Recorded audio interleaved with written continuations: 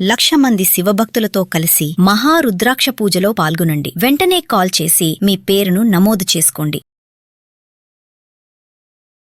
నమస్తే రమగారు. నమస్తే జయ. రమగారు, ఏదన్నా చిన్న సిరీస్ స్టార్ట్ చేద్దామండి. చందమామలో పాతది 60s లో వచ్చింది. సోమరి నాగు కథ పేరు అదే. సోమరి నాగు. నాగు నాగు అనేవాడు ఒక దొంగ.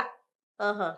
ఆ కాలంలో వీడు చాలా మంచి బ్రహ్మాండమైన దొంగ, గజ దొంగగా చెప్పుకోవచ్చు. వీడిని వీట రోజుల తరబడి నిద్రపోయేవాడు.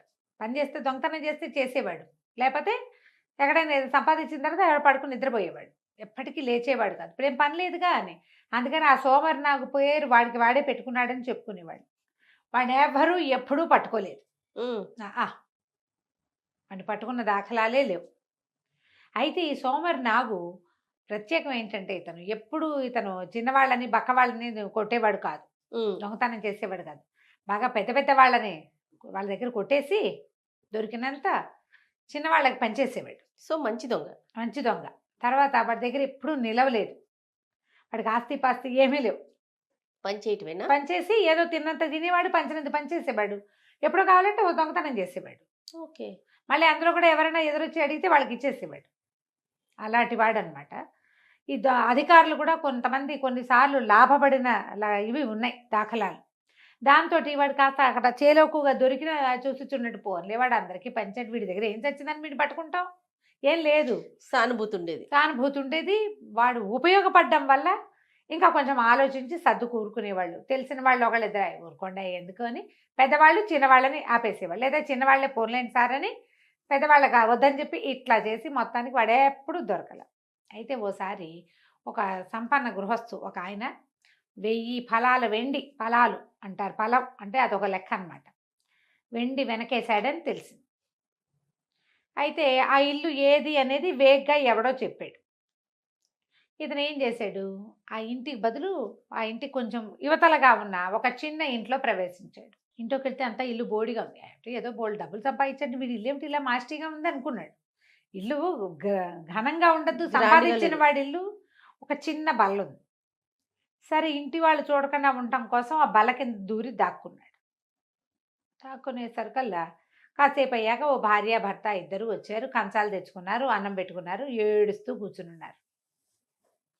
కంచాలు తెచ్చుకుని అన్నం కూరలు అవి తెచ్చి పెట్టుకున్నారు, వడ్డించుకుని తింటల్లా ఏడుస్తూ ఇంక ఈ దరిద్ర బాధ ఎన్నాళ్ళు పడతాము, చచ్చిపోదాము అనేసరికల్లా పెళ్ళామంది, వద్దు నువ్వు చచ్చిపోవటం ఎందుకు, నన్ను నమ్మేసేయి. ఆ కాలంలో ఆడవాళ్ళని అమ్మేందుకు అవకాశం ఉండేది. నన్ను నమ్మేయి, వచ్చిన రూపాయలతోటి ఏదైనా వ్యాపారం చేసుకో, నేనేముంది ఎక్కడైనా బతుకుతాను, నీ దగ్గర బతికేది ఇంకో చోట, నువ్వు జావద్దు అని శోకాలు పెట్టి ఏడ్చింది. అయ్యో ఇంత బంగారపు తల్లివి నిన్ను ఎటాగే అమ్మటం అని పెళ్ళమ్మోగుడు కూడా ఏడ్చేసరికి ఈ నాగు ఆ బల్ల కింద నుంచి వచ్చాడు బయటికి. రాగానే హడిలిపోయారు వాళ్ళు. ఏడవకండి, ఏడవద్దు, మీకు డబ్బా వెండి ఇస్తాను, సంపాదించి తెచ్చి పెడతా, ఆ వెండి అమ్ముకుని వ్యాపారం పెట్టుకోండి, డబ్బులు లేవని చచ్చిపోకూడదు. ఓహో. ఎవరైనా డబ్బుకేముంది, ఎక్కడి నుంచి అయినా పుడుతుంది అని చెప్పాడు. కాసేపు అయిన తర్వాత బయటికి వెళ్ళిపోయాడు అక్కడి నుంచి. వీళ్ళు నిర్ఘాంతపోయి చూస్తూ కూర్చున్నారు. ఎవడో వాడు అర్థం కాల వాళ్ళకి. సడన్గా బల్ల కింద నుంచి ఒక మనిషి వస్తే భయం ఏదు, మరి వాళ్ళతో అప్రతిభులు అయిపోయి కూర్చున్నారు అక్కడ. బయటికి వెళ్ళిపోయాడు. ఎవరింట్లో కొట్టుకొచ్చాడో తెలీదు. ఓ 250 తులాల వెండి ఊరిని తీసుకొచ్చి బకెట్లో పారేసాడు. గుడ్డమూట పడింది, ఆ గుడ్డమూటలో వెండి ఉందన్నమాట. ఆ వెండి అమ్ముకుని ఆ చిన్న ఇంటి వాళ్ళు చక్కగా చిన్న వ్యాపారం పెట్టుకున్నారు. ఒక పలక మీద సోమరి నాగు అని రాసి దాన్ని పూజ గదిలో పెట్టుకున్నారు. వాళ్ళు బతుకున్నన్నాళ్ళు ఆ పలకకి పూజ చేశారట. ఓకే. ఆ మనిషిని బొమ్మలు ఫోటోలు దొరకవు మరి, అందుకని సోమరి నాగు అని రాసుకున్నారు అనమాట. అతను దానికి ఒక సిగ్నేచర్ ఉండేది, చిన్న పువ్వు బొమ్మ వేసేవాడు అనమాట. దొంగతనం చేసిన చోట ఇది నాగు పని అని తెలిసేది, అన్ని చోట్ల కాదు, తనని తెలియాలని అనిపించిన చోట చేసేవాడు. అయితే ఓసారి ఏమైందట, ఇతను ఎక్కడికో వెళ్తుంటే ఒక పాత స్నేహితుడు ఎదురొచ్చేట. పాత రోజుల్లో ఆ స్నేహితుడు బాగా డబ్బులు ఉన్నవాడు. ఎప్పుడైనా వీడికి తాగడానికి తినడానికి డబ్బులు ఇచ్చేవాడు, తన పక్కన కూర్చోబెట్టుకునేవాడు విందుల్లో. ఇప్పుడు ఆ స్నేహితుడికి మొత్తం డబ్బులన్నీ పోయినాయి. పరమాధ్వానమైన స్థితిలో దిగనాసి వెళ్ళిపోయినాడు. ఈ నాకు ఆశ్చర్యపోయేట, ఇదేమిటి ఇట్లా అయిపోయావు, ఏమైంది నీకంటే, ఏం చేయను, నా ఆస్తంతా పోయింది, వ్యాపారం కుదేలైపోయింది, ఎక్కడ అప్పు పుట్టే పరిస్థితి లేదు అనేసరికల్లా ఈ సోమరి నాగన్నట్ట, అయితే నాతో రా, ఇవాళ నేను ఒక సంపన్న గృహస్థుడింట్లో దొంగతనానికి వెళ్తున్నాను, నాకేది దొరికితే అది నీకు ఇస్తా, నాతో రా అని చెప్పి వెంబడబెట్టు తీసుకుపోయాడు. వాడు దొంగని తెలుసు, కానీ వాడు ఆడిన మాట తప్పడు. ఉమ్, ఈ స్నేహితుడు కూడా ఈ నాగు వెనకాల పడిపోయాడు. వీళ్ళిద్దరు వెళ్తే ఏమైంది, అది పెద్ద సంపన్న గృహస్థు, చాలా పెద్ద ఇల్లట. దానికి పెద్ద పెద్దవి 2 రకాల ప్రాకారాలనే, రెండో యువతలి ప్రాకారం బయట ఈ స్నేహితుడిని ఒక మూల నుంచోబెట్టాడు. నువ్వు ఇక్కడే ఉండు, నేను లోపలికి వెళ్ళొస్తానని వీడు జాగ్రత్తగా గోడలు దాటుకుని లోపలికి వెళ్ళాడు. లోపల పెద్ద గలభ ఎత్తిపోయింది ఏదో. ఎత్తటం ఏమిటి, ఈ ప్రహరీ దగ్గర ఆనుకుని నుంచున్నాడుగా స్నేహితుడు, ఇతని మీద నుంచి దూకినాయట కుక్కలు. అంటే లోపల ప్రాకారం నుంచి బయట ప్రాకారం వైపుకి దూకేసినాయి. ఓకే. కుక్కలు దూకేసరికల్లా ఆయన హడిలిపోయాడు, పరిగెత్తాడు. భయం వేసింది మరి, లోపల నుంచి కుక్కలు వస్తుండేసరికల్లా. ఇతను పరిగెత్తి ఆ అన్ని ప్రాకారాలు ఇది చేసుకుని ఆ రోడ్డు మీదకి వెళ్ళేసరికల్లా ఆ నాగు కూడా కలుసుకున్నాడు ఆయాసపడుతూ. వాళ్ళు మెలకుగానే ఉన్నారబ్బా, బోల్డంత బంగారం ఉంది ఆ ఇంటి నిండా. కరెక్ట్ టైంకి వాడు నిద్రలేచేసాడు, కుక్కను పిలిచేశాడు, కుక్కలు వచ్చేసినాయి, ఏమీ చేయలేకపోయాను, ₹1 తేకుండా వచ్చాను నేను, నీకు ఏ సహాయము చేయలేను అన్నాడు. అనేసరికల్లా హతాశుడైపోయాట ఆ స్నేహితుడు. నాగు అబద్ధం చెప్పడు, తెచ్చి దాచి నీకు ఇవ్వకపోవటం కాదు, వాడే బగరుస్తున్నాడు. ఆ వాడి మీద, ఈ బయట నుంచిన వాడి మీదకి దూకినాయంటే కుక్కలు, లోపల నుంచిన వాడి పరిస్థితి ఏంటి? అంతేగా. ఎట్ట ప్రాణాలు లెక్కబెట్టుకుని బయటికి తీసుకొచ్చాడు. ఏమీ చేయలేకపోయాడు. చేయలేకపోతే సరేలే, నువ్వు మాత్రం ఏం చేస్తావు, ఇస్తానన్నావు ఇవ్వలేకపోయావు కానీ అని ఆయన దారిని ఆయన పోయాడు. మళ్ళీ కొన్ని రోజులకి ఆ స్నేహితుడు ఎదురుపడ్డాడు. ఆయన ఇంకా అధ్వాన్నపు స్థితిలోకి వచ్చేసాడు. ఈ నాగు ఆశ్చర్యపోయాడు, అదేమిటి ఇట్టా ఉన్నావు, నీకేం దొరకలేదా అన్నాడు. నాకేం దొరకలేదంటే, అయితే ఇప్పుడు ధనవంతుడి ఇంటికి వెళ్ళారు కదా, ఆయన ఒక అధికారి, చాలా డబ్బు కూడబెట్టాడు, కుక్కల్ని గిక్కల్ని కూడా పెంచాడు. ఇతను ఏం చెప్పాడంటే, నాగు, ఆ అధికారి ఇంట్లో నేను ఒక పెట్టె తీసుకొచ్చాను, బయటికి తీసుకొస్తే మిగిలిన బంగారం అంతా వదిలిపెట్టి వచ్చేసా, కానీ చేత్తో తెచ్చిన పెట్టె వాళ్ళకి దొరకకుండా ఆ అధికారి ఇంటి వాకిట్లో ఉన్న నీటి గుంటలో పడేశా. ఉహు. ఎందుకు గుట్టు చప్పుడు కాకుండా ఊరుకున్నాడో అధికారి మనకు తెలీదు. ఆ పెట్టి గురించి అతను రిపోర్ట్ చేయలే. దొంగ వచ్చాడు, ఇంట్లోకి వచ్చాడు, గొడవ చేశాడు, ఇవన్నీ ఆ బంగారం అంతా ఎత్తాడు, కొంచెం అన్నీ దొరికినాయి అన్నాడు. పెట్టె మాత్రం నీటిలో ఉందన్న విషయం ఎక్కడ చెప్పలా. ఎందుకో గుట్టు చప్పులు కాకుండా, అంటే అది కూడా దొంగ సొమ్ము అయి ఉంటుంది. పద నువ్వు నాతో రా, మళ్ళీ వెళ్దాం, ఆ గుంటలో నుంచి దాన్ని పట్టుకొచ్చేద్దామని చెప్పి అర్ధరాత్రి వేళ స్నేహితుడిని వెంబడి పెట్టుకుని ఆ భవనంలోకి ప్రవేశించి ఆ నీటి గుంటలో నుంచి ఆ బాక్స్ పుచ్చుకొచ్చాడు బయటికి. తెచ్చారు. బాక్స్ నిండా వజ్రాలు, బంగారం. బాబా. ఒక్క తునక కూడా తీసుకోలేదట నాగు. ఇచ్చేసాడు. మొత్తం స్నేహితుడికి ఇచ్చేసాడు. తునక కూడా తీసుకోకుండా, నువ్వు వ్యాపారం చేసుకో, హాయిగా ఉండు, ఎప్పుడైనా వస్తే భోజనం పెట్టు బాబా బాబా అని చెప్పి ఆ బాక్స్ ఇచ్చేసాడు. ఆ స్నేహితుడు కోట్లకి పడగెత్తేట తర్వాత కాలంలో. నాగువన్నీ ఇలా విచిత్రమైన పనులుగా ఉండేవి. అయితే ఒకసారి ఈ నాగు ఒక పెద్ద ఇంట్లో దొంగతనానికి వెళ్ళేట. ఇల్లంతా చూశాడు. వీడు ఒక మూడ్స్ వీడికి. అవన్నీ చూసాక ఏం తెస్తాను నేను, వచ్చేస్తాడు కూడా. వెళ్తే ఏమైంది, బట్టలు పెట్టే ఒక గది ఉందిట, మొత్తం అంతా బట్టలేట దాని నిండా. వీడికి ఆ బట్టలు కొట్టేద్దామనిపించింది. కాకపోతే ఇంతలో ఏమైంది, ఈ బట్టల గదిలోకి వీడు ప్రవేశించి ఆ బట్టలన్నీ చూస్తున్న క్రమంలో బయట నుంచి దాసిది తలుపు గడి పెట్టేసి చూసుకోలే. మామూలుగా బట్టల గది తలిపేసావా అని కేకేశారు. టకీమిన వేసేసి వీడు లోపల ఉండిపోయాడు, బయట గడి పడిపోయింది. వాకిలి తలుపులు అన్నీ వేసేసారు. వాకిలి తలుపులు వేస్తే వీడు లోపల నుంచి గడి తీసుకుని వెళ్ళిపోతాడు. ఏ గదిలో ఉన్నాడో ఆ గదికి గడి పడితే వీడేం చేయాలి? బట్టలు వదిలిపెట్టి వెళ్ళటం ఇష్టం లేదు. ఎట్లా తీసుకెళ్ళాలని బాగా ఆలోచించి వేసుకోగలిగినన్ని బట్టలు వేసుకున్నట్టు ఒకదాని మీద ఒకటి కొన్ని ఇట్లా నడువు కట్టుకున్నాడు. సిల్క్ క్లాత్, చైనాలో అనమాట ఇది. చైనాలో సిల్క్స్ చాలా ఫేమస్ కదా. అక్కడి నుంచి ఏం చేశాడు, తనకు బాగా నచ్చినవన్నీ, అక్కడ దీపం ఒకటి ఉంటే ఆ దీప వెలుగులో చూసి అన్నీ మూట కట్టాడు.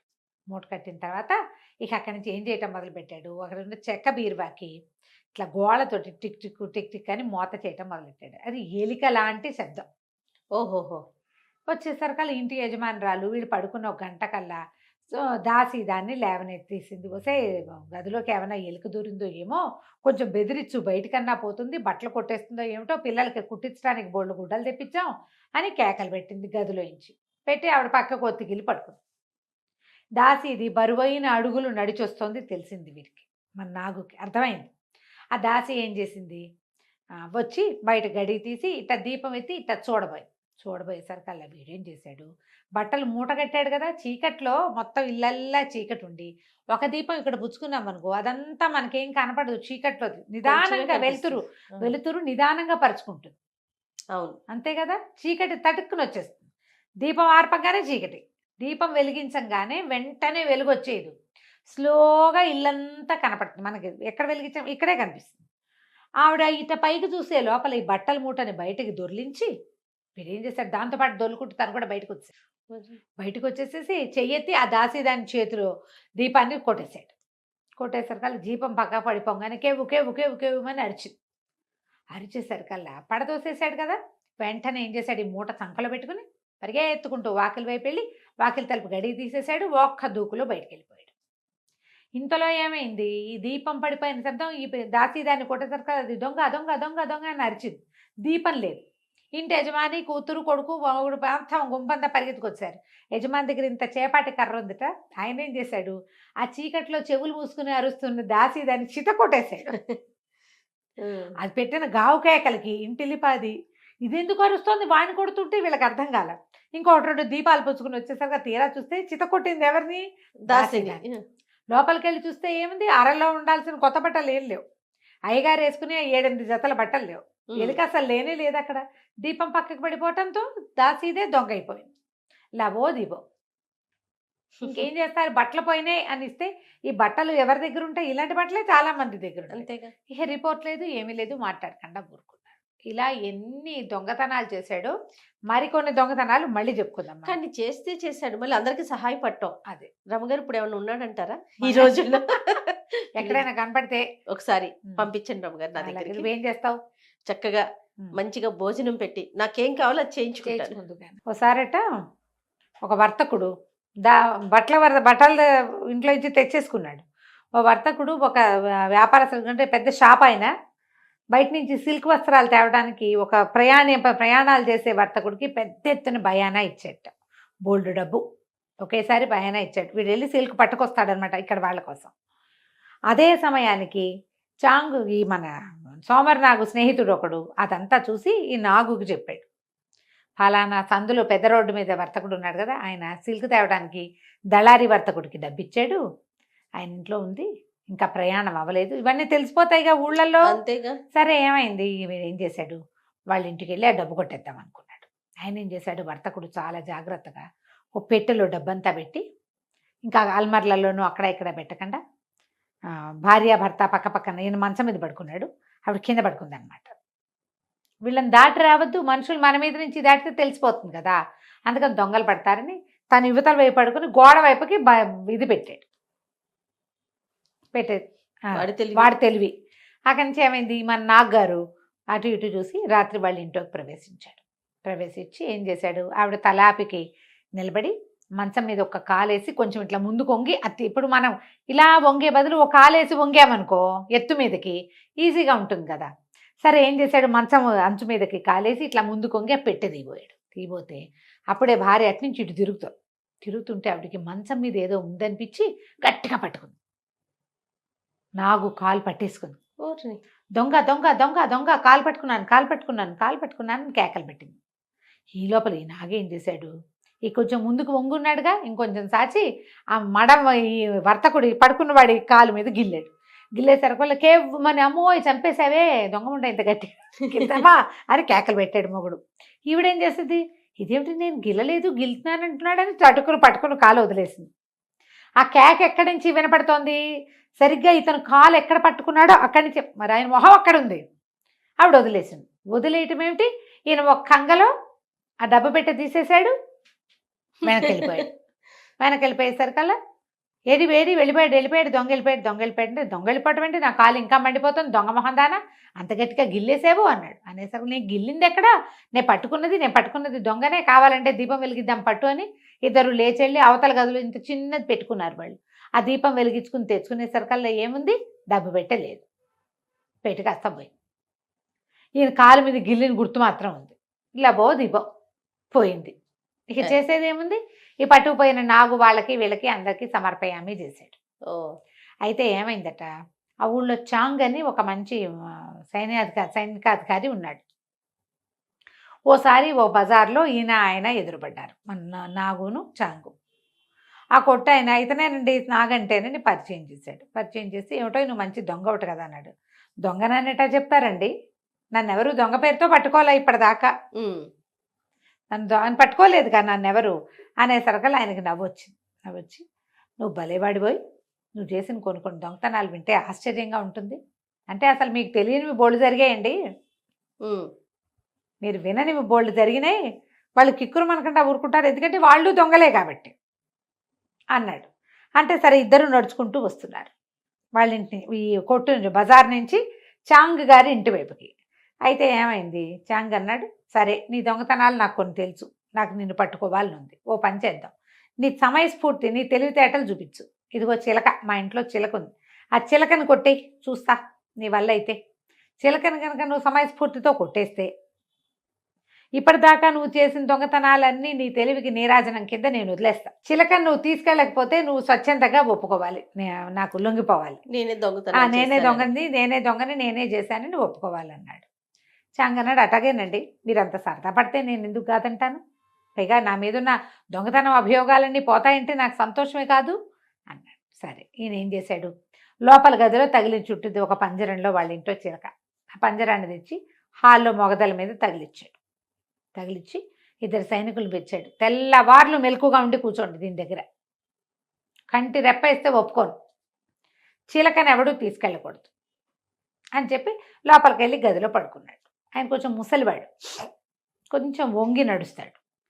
సరే ఏమైంది, కొంచెం 12 గంటలు అయ్యేసరికి మన నాగు ఆ ఇంట్లోకి ప్రవేశించి చూస్తే ఏముంది, ఇద్దరు సైనికులు కర్రలు పుచ్చుకుని దానికేసి చూస్తున్నారు.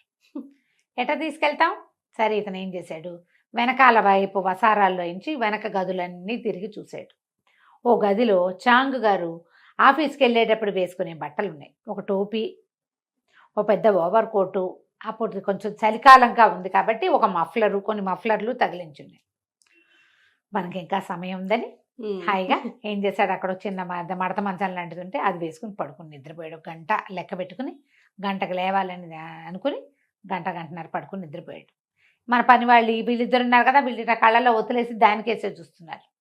కొంచెం 4:15, 4:20 అయ్యేసరికి లేచేసి ఏం చేశాడు, చాంగ్ గారిలాగా కొంచెం వంగి నడవటం, ఓసారి అటు ఇటు నడిచి ప్రాక్టీస్ చేసి ఆ ఓవర్ కోటు అక్కడ ఉంది కదా పెద్ద కోటు, అక్కడి నుంచే టోపీ, ఆ మఫ్లర్ మెడకి చుట్టుకుని ఆ వంగి నడుస్తూ, తెల్లారింది ఇక పడుకుంటారా, అయిపోయిందిలే ఈ పూటకి అన్నాడు. అనేసరికల్లా లోపల నుంచి నడిచొస్తున్నటువంటి మనిషి, ఓవర్ కోటు, చలికాలం కాబట్టి ఆయన ముసలాడు కాబట్టి వంగి నడుస్తాడు, మఫ్లరు, గొంతు కూడా అలాగే వణుక్కుంటూ, నిద్ర లేచిన గొంతు ఎట్లా ఉంటుంది ఆ గొంతు వినంగానే ఈ పని వాళ్ళిద్దరు అమ్మయ్యా అనుకుని వాళ్ళిద్దరికి దాని పక్కనే అనుబంధంగా ఒక గది ఉంది, ఆ వీధి మొగదల్లో ఉన్న హాల్కి వాళ్ళు వెళ్ళిపోయి సెక్యూరిటీ వాళ్ళు ఆ రూమ్లో పోయి పడుకున్నారు. ఈయన చక్కగా పైన ఉన్న చిలకని తీసుకుని నడుచుకుంటూ ఇంటికి వెళ్ళిపోయాడు. సూపర్. తెల్లారింది, చాంగ్ గారు లేచి వచ్చాడు, చిలక లేదు, వీళ్ళు పడుకున్నారు. ఆయన 2 చెంబులు నీళ్ళు తెచ్చి వీళ్ళ మొహాన్ని కొట్టాడు. మీ దుంపలు దగ్గర పడుకున్నారేమిట్రా, చిలక ఎదురా అన్నాడు. చిలక 5 దాకా ఉందండి, ఏమైపోయింది అన్నాడు. మీరే కదండి పడుకోమన్నారంట, నేను పడుకోవడం ఏంటి, నా దయ్యాన్ని చూసారేమిట్రా మీరు అని ఆయన తిట్టాడు. కాదండి, తెల్లవారుజామున 4:15, 4:20 అయింది, ఇంకా సేపట్లో సూర్యుడు వచ్చేస్తాడు అనగా మీరే సాక్షాత్తు కోటేసుకున్నారు. పైగా మేము ఇద్దరం ఎలా పొరపాటు పడతామండి, మేము పొరపాటు పడలే, మీరే వచ్చి ఇంక ఈ పూటకు అయిపోయింది వెళ్ళి పడుకోండి అంటే చిలకని మొగదల్లో వదిలేసి పడుకున్నాం. ఇంకేముంది, వాడు పట్టుకుపోయాడు. తెల్లారి ఎండెక్కాక అది చిలకని పుచ్చుకుని తీసుకొచ్చాడు. చిలక పంజరం వచ్చేసింది. చాంగ్ గారు ఆశ్చర్యపోయాడు, ఊరిని కడుపుడక ఎట్టా చేసావురా అని. ఏముందండి, వాళ్ళు నిద్రేసేసి ఉన్నారు, తెల్లారు నిద్రేసి ఉన్న వాళ్ళు ఎలా ఉంటారు, మరి నిద్ర మెలకుగా ఉన్నవాళ్ళు. నా గొంతు నిద్ర గొంతు అని నమ్మారు, ఇదిగోండి మీ బట్టలు, ఆయన బట్టలు కూడా అక్కడ పెట్టాడు. బయటికి వేసుకెళ్ళాను కానీ మీరు అధికారి కదా, మీ బట్టలు వేసుకుని రోడ్ల మీద తిరగకూడదండి, ఇదిగోండి ఉంచుకోపోయావా అన్నాడు ఆయన. మీ బట్టలు వేసుకుని తిరగకూడదు, తాత్కాలికంగా ఉపయోగపడిన ఒక దొంగతనానికి ఉపయోగపడిన వస్తువుని మళ్ళీ వాడకూడదు, దొరికేస్తాను నేను అని బట్టలు తీసుకొచ్చి ఇచ్చాడు. చాంగ్ గారు అప్పటిదాకా ఉన్న అభియోగాలన్నీ కొట్టేశాడు. అయితే ఏమైందట, ఒకసారి ఇతను ఇక్కడి నుంచి ఒక ఒక జూదశాలలో జూదం ఆడుతున్నట్టు ఒకడు, వాడు 1000 రూపాయలు గెలిచాడు. గెలిస్తే ఆ జూదశాల ఓనర్ అన్నట్ట, ఒరే డబ్బులు ఎక్కడైనా పోగలవంటే, నా దగ్గర నుంచి డబ్బులు పోతాయా, నేనే జూతగాడిని మోసగాళ్ళకి మోసగాడిని నేను, నన్ను ఎవడు చేస్తాడంటే, ఈ ఊళ్ళో సోమరినాగు ఉన్నాడు రోయ్, వాడి సంగతి చాలా కష్టం వాడితోటి అని యజమాని అన్నాడు. అనేసరికల్లా సరిగ్గా అదే జూదశాలలో అవతల వైపు చిన్న మగ్గు పెట్టుకుని బీరు లాంటిది ఏదో తాగుతున్నాడు నాకు ఎవరో స్నేహితుడితో కలిసి. ఇటు తిరిగి వచ్చాడు. వచ్చావా అన్నాడు ఈడు. వచ్చావా, మాటల్లో ఉండగానే వచ్చావు, ఇదిగో నేను 1000 రూపాయలు కొట్టేశా, నేను మా ఆవిడ ఇంట్లో ఉంటాం, 1000 రూపాయలు కొట్టే చూద్దాం నీ వశమైతే. నువ్వు కొట్టేస్తే, నువ్వు కనుక కొట్టేసావంటే నేను నీకు విందిస్తా, సాయంత్రం పార్టీ ఇస్తా, నువ్వు కొట్టేయలేకపోతే నువ్వు నాకు పార్టీ ఇవ్వాలి. బాగుంది అని మాట్లాడుకున్నారు. నాగన్నాడు అట్లాగే మీ ఇష్టం చేస్తాను అని చెప్పాడు. సరే ఏమైంది, వాడు ఇంటికి వెళ్ళిపోయాడు జూదగాడు. భార్యకి చెప్పాడు, వసే వాళ్ళు 1000 రూపాయలు కలిసి మంచిది అద్భుతమైన కోడిని ఒకదానికి కూర చెయ్యి అంటే, ఆవిడ ఏం చేస్తుంది, చికెన్ కూర బాగా మంచి పెద్ద కోడిని చూసి వండి, ఓ టర్కీ కోడిని భార్య భర్త సుష్టుగా తిన్నారు. ఇంకా అంత కూర మిగిలింది. ఓ బౌల్లో పెట్టి మూత పెట్టింది వంటింట్లో. ఏం చెప్పాడు, వసే నాగుతో పందెం వేశాను, వాడికి పార్టీ ఇవ్వాల్సి వస్తాను, వాడు కనుక గెలిచాడంటే డబ్బులు వీళ్ళవే ఇచ్చేస్తాడు, కానీ దొంగతనం చేస్తే వాడు గెలిచినట్టు. పాత స్నేహితులు వాళ్ళు. ఒకవేళ అలా కాకపోతే వాడే మనకి విందిస్తాడే, నాగాడి విందంటే చిన్న విందు కాదు, వాడు బ్రహ్మాండంగా ఇస్తాడు, కాస్ట్లీ విందు వస్తుంది, కాబట్టి ఇద్దరం కళ్ళు మూసుకోకుండా కూర్చొని చూద్దాం దీన్నని బల్ల మీద డబ్బులు పెట్టుకుని బల్లకి అటు ఇటు మొగుడు పెళ్ళం ఇద్దరు కూర్చొని చూస్తూ ఉన్నారు. అర్ధరాత్రి అయ్యేసరికి ఈ నాగు ఇంట్లోకి ప్రవేశించాడు వెనక నుంచి. వచ్చి చూస్తే ఏముంది, మొగుడు పెళ్ళాలిద్దరూ కబుర్లు చెప్పుకుంటున్నారు, డబ్బులు మధ్యలో పెట్టి కూర్చున్నారు. ఏం చేశాడు, సరే ఇలా ఉందా అని లోపలికి వెళ్ళి చిన్న ఉడత కొరుకుతున్న శబ్దాలు లాంటివి చేశాడు. చేయగానే ఈవిడేమనుకుంది, అయ్య బాబోయ్ మిగిలిన కోడి కూరని పిల్లి మొహంది తినేస్తున్నట్టుంది, పొట్టను పెట్టుకుంటుందేమో, రేపొద్దున్న రొట్టెల్లోకి ఉంటుంది అనుకున్నాను అని ఈవిడ పరిగే ఎత్తుకుంటూ వంటింట్లోకి వెళ్ళి. ఇదేం చేశాడు, ఆ శబ్దం మానేసి ఆ నాగు బయటికి వెళ్ళి పక్కన అక్కడ వాళ్ళకి నుయ్యి ఉందిట పెరట్లో, ఓ బండరా ఎత్తి నూతిలో విసిరేశాడు. నూతిలో విసిరేసరికల్లా ఈ మొగుడు అనుకున్నాడు, అయ్యో దీని దుంపదేగా పిల్లి వెనకాల పడి నూతిలో పడిందా ఏమిటా నా పెళ్ళామని వాడు లేచి నూతి దగ్గరికి వెళ్ళాడు. ఈ నాగు రెండో పక్క నుంచి వచ్చేసి బల్ల మీద ఉన్న డబ్బులు ఏముంది బల్ల మీద అనేది సింపుల్ తీసుకుపోయాడు.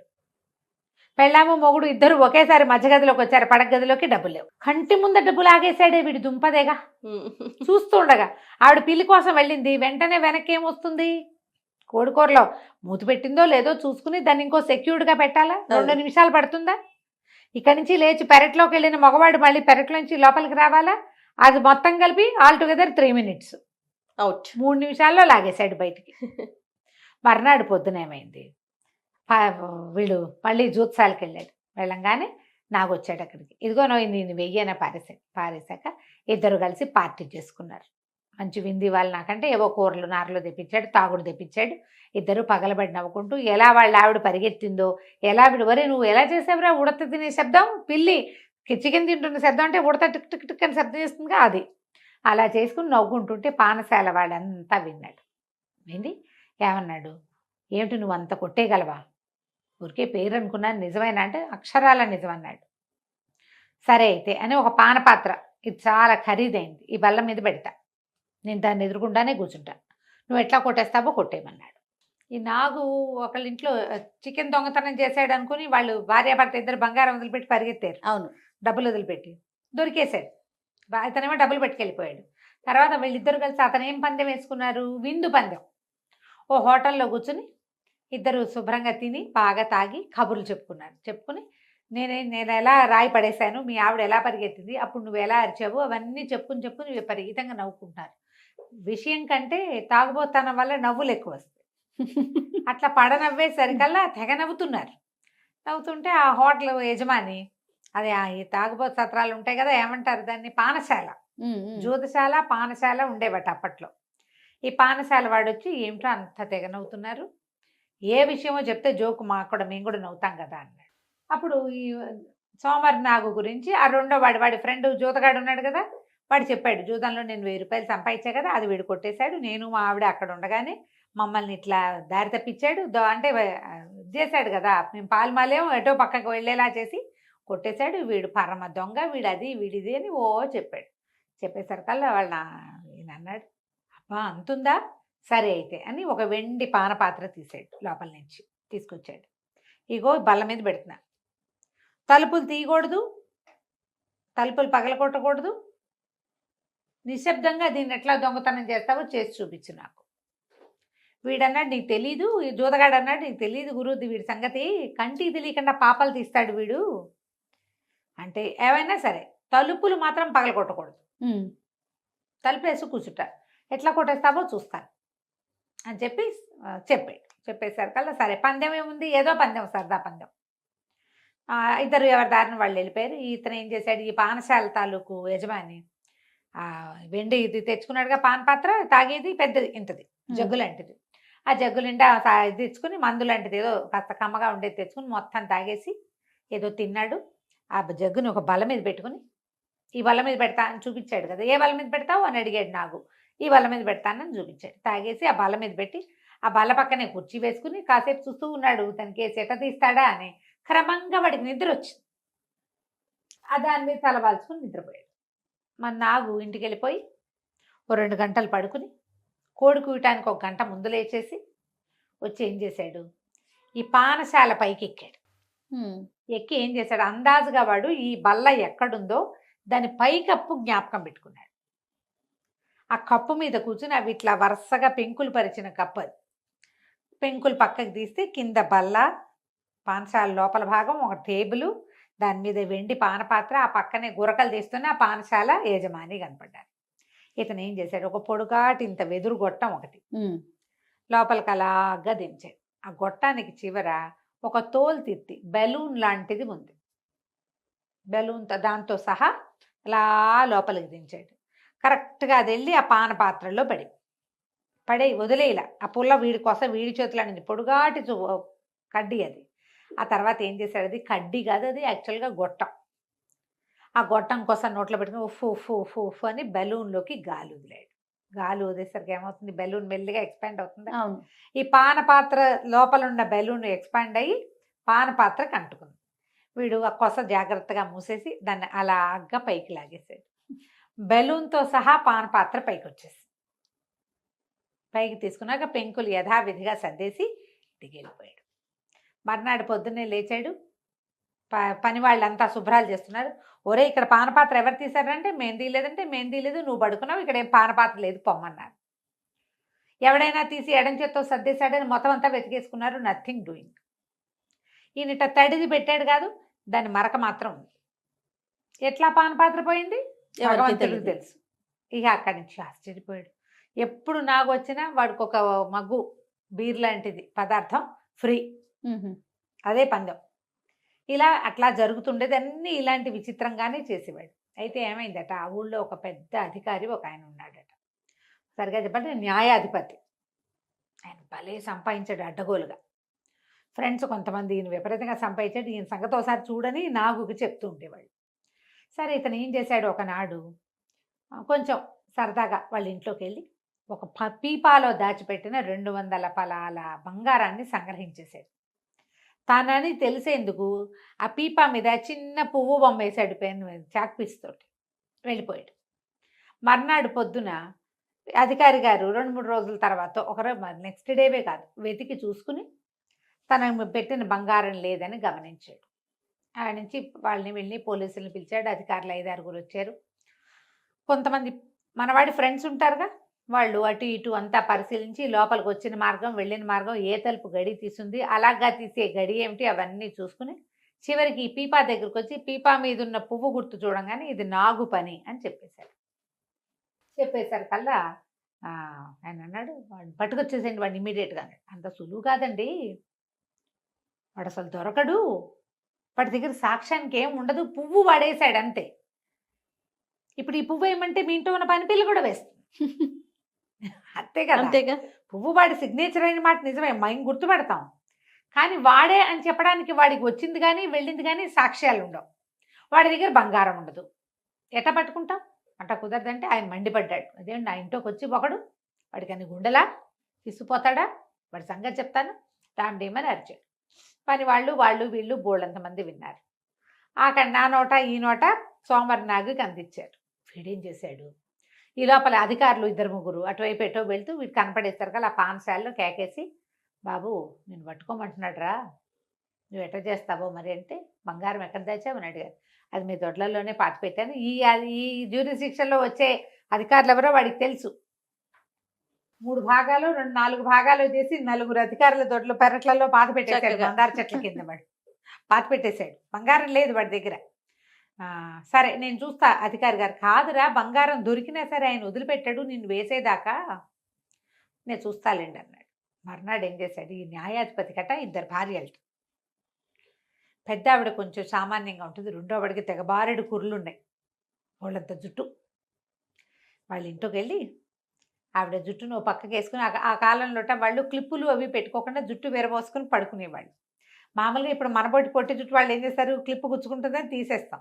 అంతేగాని బారెడు జడున్న వాళ్ళు విరబోసు పడుకోరు, జుట్టు నలిగిపోతుంది, చిక్కుపడిపోతుంది అనుకుంటారు. వాడిని వాళ్ళ కాల పద్ధతి ఏంటంటే జుట్టు అంతా ఇట్లా మంచం మించి వెనక్కి వదిలి అట్లా పడుకుంటారు. ఏం చేశాడు, వెనక్కి వదిలిన భాగం కట్ చేశాడా? కట్ చేసేసి, ఈయన అధికారపు సీల్ ఒకటి ఉంటుంది, ఏమంటారు మన స్టాంప్ ఉంటుంది కదా, ఆ స్టాంప్ పెట్టుకునే బాక్స్ ఉంది, ఆ బాక్సులో పెట్టేశాడు ఆ జుట్టుని. పెట్టేసి కామ్గా వెళ్ళిపోయాడు. తెల్లవారు లేచేసరికల్లా ఆవిడ లబో దిబో మరి గోల, నా జుట్టు కత్తిరించేశాడు, ఎవడో కత్తిరించేశాడు, దొంగ ఎవడో వచ్చాడు, నువ్వు ఎవరెవరికో శిక్షలు ఇస్తున్నావు, వాళ్ళు ఎవరో పగబట్టి నీ పేక్కో ఇక్కడ నా జుట్టు కోసారు, తెగ తిట్టిపోసింది. సరే ఈయన కొళ్ళు మండిపోయింది. అక్కడ కూడా చిన్న పువ్వు బొమ్మ వేసింది. అమ్మో నాగే వచ్చాడండో అన్నారు పనివాళ్ళు. అనేసరికి ఈయన తను చూడగానే వాడి సంగతి చెప్తాను, ఒరే నా సీల్ పెట్టి ఇటు పెట్టండి, వాడిని అరెస్ట్ వారెంట్ వాళ్ళ రాసి దాని మీద సీల్ వేసిస్తాను అన్నాడు. ఆ సీల్ పెట్టి తెచ్చి సీల్ తీసేశారు కల్లా, అందులో లోపల జుట్టు ఉంది. ఆయన అడిగిపోయాడు. అమ్మ బాబోయ్, అమ్మో వీడు ఈ పెట్టె తెరిచి జుట్టు పెట్టాడు, అధికార ముద్ర దొంగిలిస్తే ఉద్యోగం ఊడిపోతుంది. అంతే కదా. పైగా జుట్టు కోసం వాడు పీకొత్తరిచ్చలేడు. వాడు ఎంత నిశ్శబ్దంగా వచ్చాడు, ఎంత నిశ్శబ్దంగా పనిచేసేసాడు.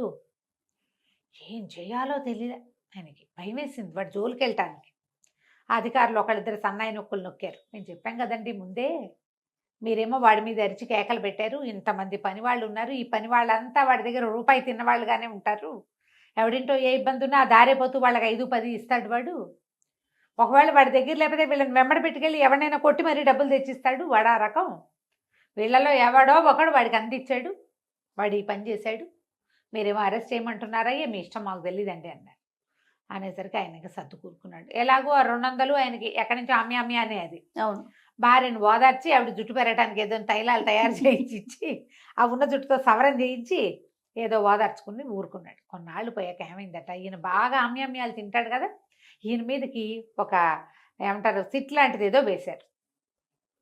పరిశీలనాధికారి ఒక ఆయన రాబోతున్నాడు, ఫలానా ఆయనని తెలుసు, ఆయన పరమ కరోడ, దొరికితే వదిలిపెట్టాడు, అసలు దొరికించుకోవడమే ఆయన లక్ష్యంగా ఉంటాడు.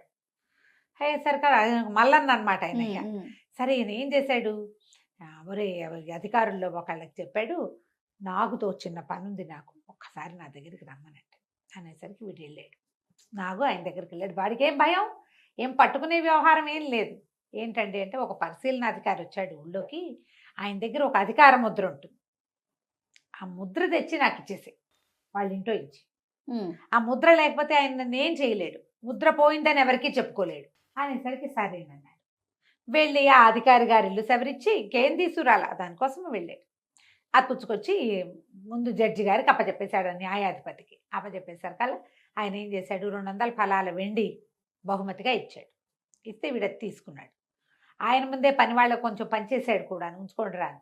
అక్కడి నుంచి అడిగాడు, ఏం చేయబోతారండి మీరు దీంతో? నేనేం చేయను, ఈ ముద్ర లేకపోతే ఆయన బయటికి పడ్డు, నా ముద్ర నా దగ్గరే ఉంచుకుంటాను, ఇప్పట్లో నా మీద ఏ కేసు తెమలదు అంటే. ఈయన వీడన్నాడు, నాకు మీరేమనుకోకండి, మీకు ఒక ఐడియా చెప్తాను, మీరు పని చేయండి, రేపు పొద్దునో ఎల్లుండి పొద్దునో ఈ అధికార ముద్రని, ఏమంటే మీ ముద్ర ఎవరో దొంగ దగ్గర దొరికింది, దొంగ అయితే తప్పించుకున్నాడు, ఇదిగోండి మీ ముద్రని ఆయనకి అప్పచెప్పేసేయండి.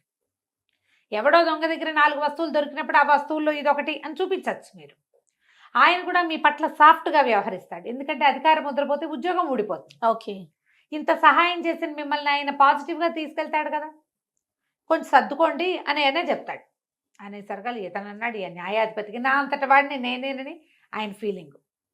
నీకు అవన్నీ ఎందుకురా, నా తంటాలు నేను పడతాను, అలాంటివేం చేయను, ముద్ర నా దగ్గరే ఉంటుంది, ఆ అధికార ముద్ర నా దగ్గర ఉన్న నాళ్ళు నాకే భయము లేదన్నాడు. నాకు మీ ఇష్టం అండి, ఇదైతే మంచి ఐడియా, వాడుకుంటే వాడుకోండి, లేకపోతే లేదని వాడి దారిని పడిపోయాడు. ఈ కథ ఎలా మలుపు తిరిగిందో చూడు. సరే ఈయన చేశాడు, 2-4 రోజులు 5 రోజులు అయిన తర్వాత అధికారి గారికి ఏదో గుంటో బాగుండలేదని చెప్పుకుంటూ ఉంటే బయట చూడ్డానికి వెళ్ళాడు. చూడ్డానికి వెళ్తే కొంచెం బాగుండలేదండి, మీ దగ్గరికి రావాలనుకోండి, కాస్త ఆరోగ్యం చక్కబడ్డాక వస్తానండి అంటే ఈయన 2 యాపిల్స్ అవి పుచ్చుకుని వెళ్ళి, నీ జబ్బేంటో నాకు తెలుసులే, ముద్ర పోయింది, బయటికి చెప్పుకోలేక ఒంట్లో బాగోలేదని వేషాలు వేస్తున్నామని నవ్వుకుంటూ వచ్చేది. నవ్వుకున్నాడు. ఇంతలో ఏమైంది, సడన్గా ఈయన లోపలికి వెళ్ళాడు, ఏదో తీసుకురావడానికి మంచినీళ్ళు లాంటివి ఏవో చెప్పి రావడానికి. యువతలు కొంచెం కూర్చోగానే వంటవాడు పెద్ద పెద్ద కేకలు పెట్టాడు. అయ్యగారు అయ్యగారు అయ్యగారు వంటిల్ని అంటుకుందండి అంటుకుందండి అని కేకలు పెట్టాడు. ఆయన ఒక గెస్ట్ హౌస్లో ఉన్నాడు. గెస్ట్ హౌస్ కదా చూడ్డానికి వెళ్ళాడు ఈయన, ఈ న్యాయాధిపతి అధికారింటికి వెళ్ళాడు. ఈ కేకలు పెట్టేసరికల్లా ఈయన ఏం చేశాడు, అమ్మో ఇల్లు అంటుకుంటే ఓ పక్క నుంచి పొగొచ్చేస్తాం. గబాలన ఆ పక్కన మంచానికి పక్కగా ఉన్నటువంటి బాక్స్ను ఒకదాన్ని ఎత్తి, అయ్యా ఇది నా అధికార ముద్ర అండి, ఇల్లు అంటుకునేలాగా ఉంది, ఏమైనా పోయినా పర్వాలేదు, అధికార ముద్ర పోతే చాలా కష్టం, మీ ఇంటికి పట్టుకెళ్ళండి, రేపు పట్టుకొద్దురు కానీ మాకని చెప్పేసి ఖాళీ బాక్స్ ఈయన చేతిలో పెట్టేశాడు. అబ్బా ఎంత తెలివిగా. ఆ బాక్స్ పుచ్చుకుని ఆయన ఇంటికి వెళ్ళాడు. ఇప్పుడు ఏం చేయాలి, అధికార ముద్ర అందులో పెట్టి ఇవ్వాలి, చిన్నట్టు పెట్టి ఇవ్వాలి. పెట్టించాడు. మరునాడు ఇంకేం చేయలేక అందులో అధికార ముద్ర పెట్టి ఈయనకి అప్పచెప్పాడు, స్టాంపు పెట్టేసి. ఆయన ఏం చేశాడు, మీరు చాలా ఆమ్యామ్యా తిన్నారు, ఇవిగో ఇవన్నీ ఉన్నాయి అని చెప్పేసి ఆ ముద్ర వేసి వెళ్ళండి, జైలుకి వెళ్ళండి, మీరు ఉద్యోగం ఊడిపోయింది మీది, మీరు 1000 ఫలాలు బంగారం కట్టాలి గవర్నమెంట్కి అని రాసేసి 2 నెలల సస్పెన్షను, 15 రోజులు జైలు శిక్ష, అక్కడి నుంచి డబ్బులు కట్టడం అన్నీ రాసేసి లేచక్క వెళ్ళిపోయాడు. నాకు కొట్టేశాడని ఈయనే చేయించాడని ఆయనకు తెలుసు. ఊహించాడు, ఊహించి ఈ ప్లాన్ చేశాడు. నాకు చెప్పిన ఐడియా ప్రకారం చేస్తే ఇలా జరిగేదే. అదే కదా. ఇలాంటి ఎన్ని కథలో సోమరి నాగు మీద బోలెడు గాథలు ఉన్నాయట. ఇంకా ఎక్కడో ఉంటుంటే వెతికి చూద్దాము, దీంతో ఆపేద్దాం. ఇంకా అసలు సోమరి నాకు దొరికినట్టుగా లేదా రమ్మగారు? ఎక్కడ అతను చివరి దాకా ఎప్పుడు దొరకల, అతను చనిపోయేదాకా దొరకలేదు. అందరికీ తెలుసు అతను, కానీ అందరికి సహాయం చేస్తున్నాడు కదా. కానీ ఎక్కడ ఏ దొంగతనంలోనూ ప్రత్యక్షంగా కానీ పరోక్షంగా కానీ అతను ఎప్పుడు పట్టుబడలా. అతను దొంగిలించిన సొత్తు ఏనాడు అతని దగ్గర లేదు. బాగుందండి. నమస్తే. నమస్తే.